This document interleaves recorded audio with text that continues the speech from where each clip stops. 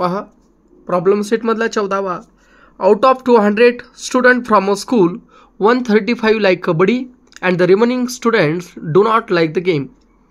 एकूण विद्यार्थ्यांची संख्या किती आहे बेटा 200, म्हणजे नंबर ऑफ यस आलेला आहे. बघा the number of students the number of students are 200. therefore n of s किती आलं बेटा 200 आलेलं आहे. ठीक आहे. त्याच्यामध्ये काय सांगितलं बघा बरं का तुम्हाला 135 like kabaddi, number of students who like kabaddi are 135, 135 जणांना कबड्डी आवडते.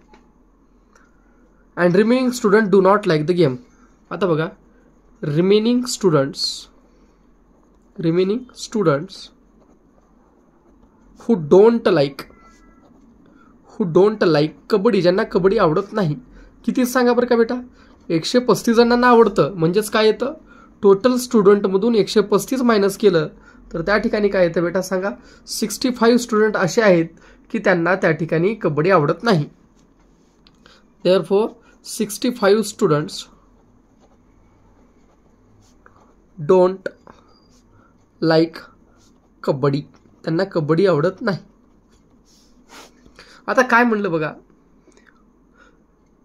If one student is selected at a random from all the student, समजा एक विद्यार्थी आपण सिलेक्ट केलेला आहे तेवढ्या विद्यार्थ्यामधून, find the probability that the student selected does not like kabaddi. Let event A, काय इव्हेंट ए आहे student selected does not like kabaddi. The student selected do not किंवा डज नॉट लाईक कबड्डी. ठीक आहे. आता बघा ए करा,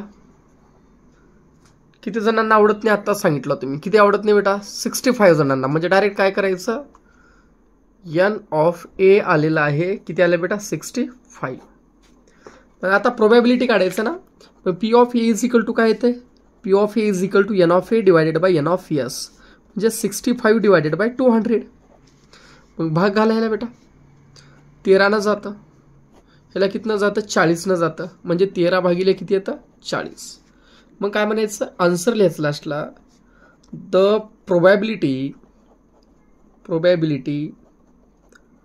दॅट द स्टुडंट सिलेक्टेड